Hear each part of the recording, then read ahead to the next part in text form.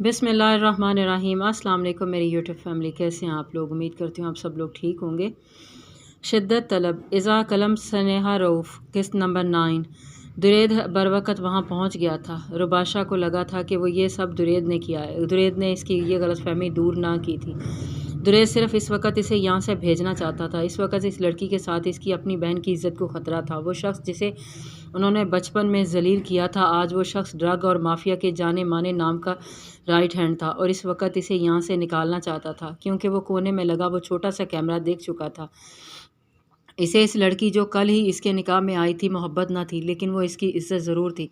इसने सब सोच समझ कर किया था। कैमरे में दूसरी तरफ ये दिखाया था इसने कि इसने इस लड़की के साथ कुछ गलत। मैं नहीं मांगूंगी तुमसे, बस इस चार दीवारी में रहने दो, इसने धीमे लहजे में कहा। रुबाशा हक बजित थी।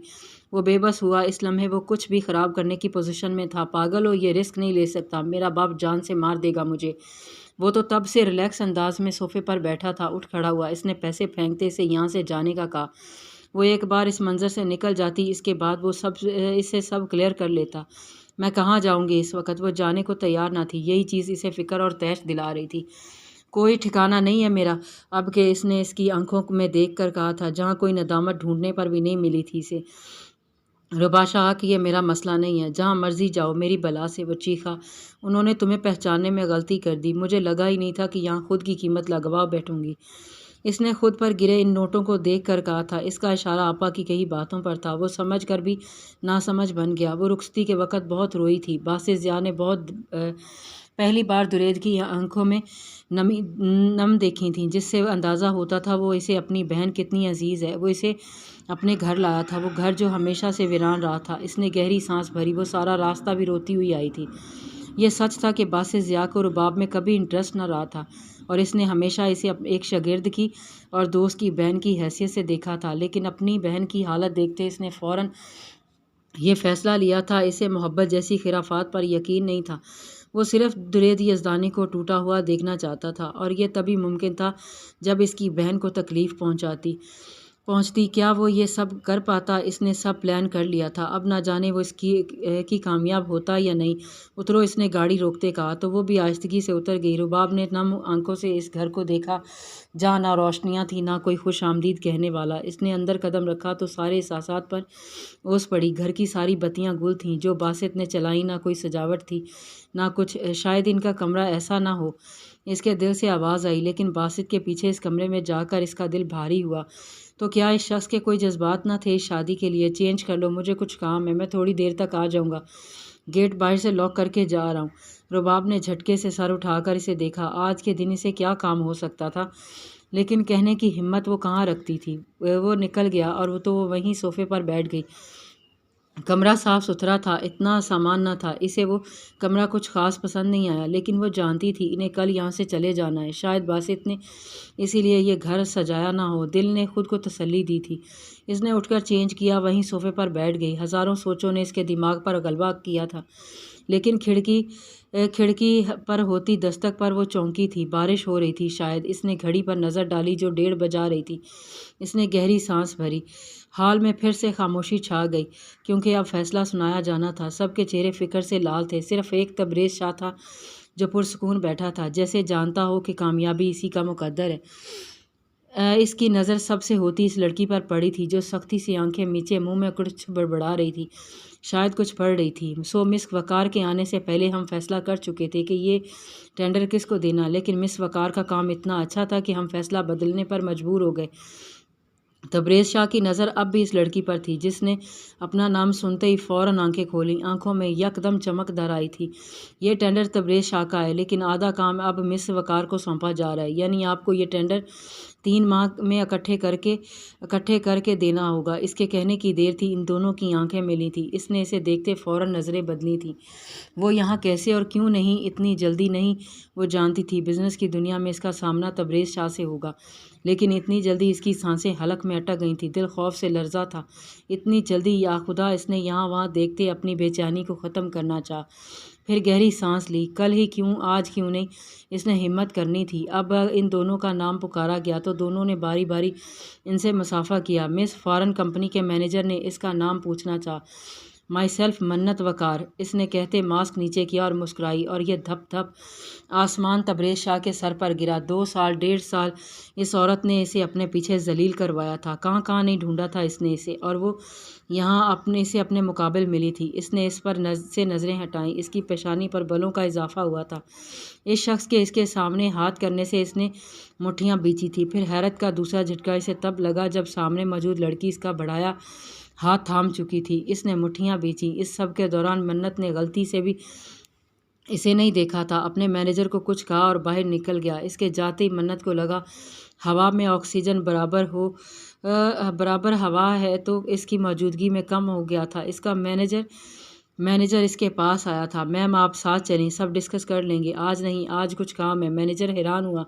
اس کے باس نے کہا تھا کہ وہ یہی جواب دے تو آگے سے کہنا، نہیں میم آپ کام بہت زیادہ ہے، وقت بہت کم ہے، سر کو کل دوسرے شہر کے لیے نکلنا ہے، اس لیے سب آج ہی ڈسکس کرنا ضروری ہے۔ اس نے وہی کہا جو اس کو کہنے کے لیے کہا گیا تھا، حالانکہ وہ جانتا تھا اس کے باس کو کل کیا آنے والے ہفتے میں بھی کسی شہر نہیں جانا تھا۔ اوکے ایڈریس سینڈ کر دیں میرے مینیجر کو، وہ پہنچ جائے گا۔ وہ اتنی جلدی اس کے روبرو نہیں ہونا چاہتی تھی۔ مینیجر پھر حیران ہوا کیونکہ اس کے باس نے یہ جواب بھی بتایا تھا، نہیں میم سر مینیجر سے سب ڈسکس نہیں کرتے، کمپنی اونر سے ہی کرتے ہیں۔ اس نے رٹا رٹایا جملہ کہا، اگر آپ نہیں آتی ہیں تو یہ کانٹریکٹ ہماری طرف سے توڑا جائے گا، ہمیں زیادہ نقصان نہیں ہوگا آپ کا، ہمیں اندازہ نہیں۔ وہ ایک بار پھر بولا، اوکے چلیں ہم اپنی گاڑی میں آپ کو فالو کرتے ہیں۔ اس نے گہری سانس بھری۔ تو آج پہلی ملاقات روبرو یار ہونے والی تھی۔ اس کی دل کی دھڑکنیں تیز ہو گئی تھیں۔ اس نے سارے راستے یہ دعا کی تھی کہ کچھ ایسا ہو جائے کہ اسے تبریز شاہ کا سامنا نہ کرنا پڑے۔ وہ یہ کنٹریکٹ توڑ دیتی تو اگر اس کے بابا کی اسٹیٹ اس کی پوزیشن میں ہوتی۔ اس نے اس ڈیل کے لیے دن رات محنت کی تھی۔ یہ اس کی پہلی ڈیل تھی جس سے تبریز شاہ کو پتہ نہیں لیکن اس کو کافی پروفٹ ملتا۔ یہی سب سوچتے وہ مان گئی تھی۔ اس کے نہ جانے پر کیا ملا معلوم، وہ اپنا کہا کر ڈالتا۔ تبریز شاہ کے ہنر کو وہ اچھے سے جانتی تھی۔ گاڑی اس کی کمپنی کے باہر جھٹکے سے رکی تو اس نے آنکھوں میں اٹکا آنسو صاف کیا اور اندر داخل ہوئی۔ لفٹ سے جاتی اب وہ اس کے کمرے کے سامنے موجود تھی۔ اس نے بنا نوک کیے دروازہ کھولا تو دونوں کی نظریں ٹکرائیں۔ شاید ایک کمپنی اونر ہونے کی حیثیت سے آپ کو اجازت ہو کہ دروازہ نوک کیا جائے اور اجازت طلب کی جاتی ہے۔ آتے ساتھ ہی اس کی اتنی بے عزتی پر اس کے گلے میں اٹکے آنسو پھر سے آنکھ کے راستے پر گامزن ہوئے تھے۔ اس نے دوبارہ دروازہ بند کیا اور نوک کیا اور اس کا مینیجر باہر ہی رکا تھا۔ کم ان، اس نے کہا تو اندر داخل ہوتی نظریں جھکی ہوئی تھیں اور اب وہ ایک دوسرے کے سامنے تھے۔ اس انجان گھر میں اب اسے ڈر لگنے لگا تھا جہاں کوئی نہ تھا۔ بارش کی آواز بھی اب زور پکڑ رہی تھی۔ اس نے ہونٹ کاٹتے آنسو روکے۔ یہ کیسی رات تھی، ایسا کچھ تو نہ اس نے کبھی نہیں سنا تھا اور نہ سوچا تھا۔ اس سے پہلے وہ کچھ اور سوچتی باہر سے گیٹ کھلنے کی آواز آئی۔ پھر جب وہ دروازہ کھولتا اندر داخل ہوا تو بھاگ کر اس کے سینے سے لگی جو وہ بلا مقصد سڑک پر گاڑی گھما رہا تھا کہ نہیں جانتا تھا جو سوچ بیٹھا ہے ویسا کر پائے گا کہ نہیں۔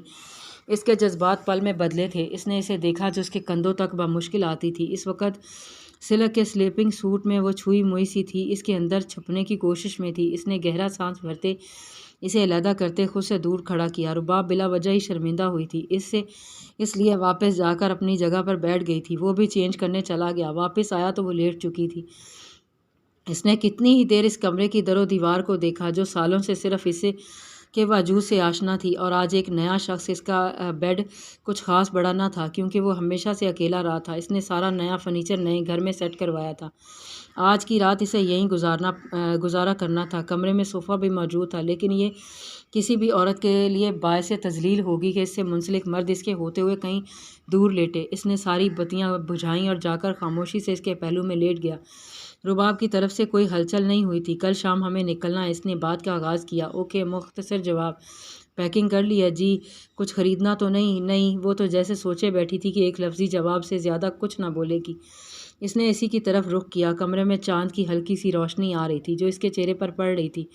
وہ اسے ہی تک رہی تھی۔ اس کے دیکھتے ہی اس نے بچپن کی طرح نظروں کا زاویہ بدلا۔ اس نے گہری سانس بھری۔ وہ شخص جسے زندگی میں کچھ کم ہی مشکل اور پیچیدہ لگا کرتا تھا، آج اسے اپنا ہی رشتہ کافی مشکل لگ رہا تھا۔ اس نے دوسری طرف کروٹ بدلی۔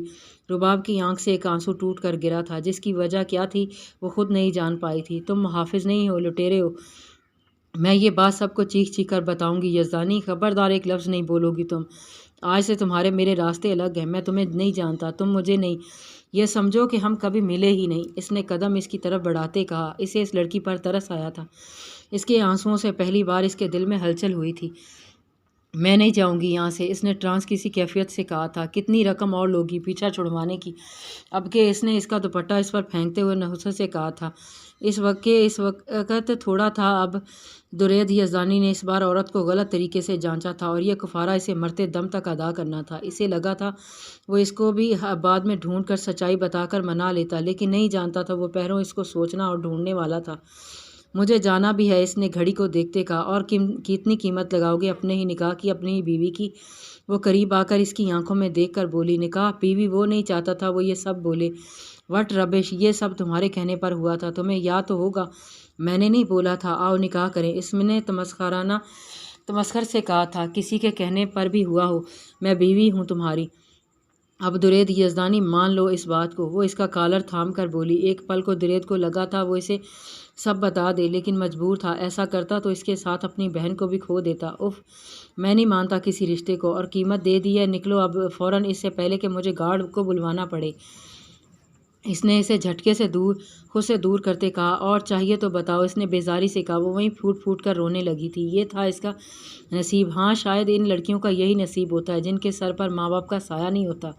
ایک دن درید یزدانی خدا میرا بھی ہے، یاد رکھنا، وہ کہتی نکل گئی۔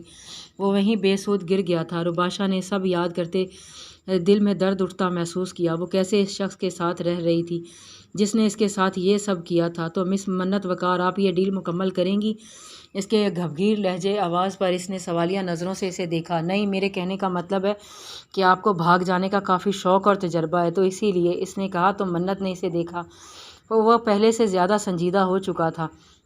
نہیں، مجھے بھاگنے کی ضرورت نہیں ہے، کام کرنے آئی ہوں، کام کریں گے، اور مجھے لگتا ہے کولیگ ہونے کی حیثیت سے ہمیں اس طرح کی گفتگو سے اجتناب برتنا چاہیے جس سے ہمارے کام کا کوئی لینا دینا نہیں۔ اس کے طنز کا کرارا جواب دیا تھا اس نے۔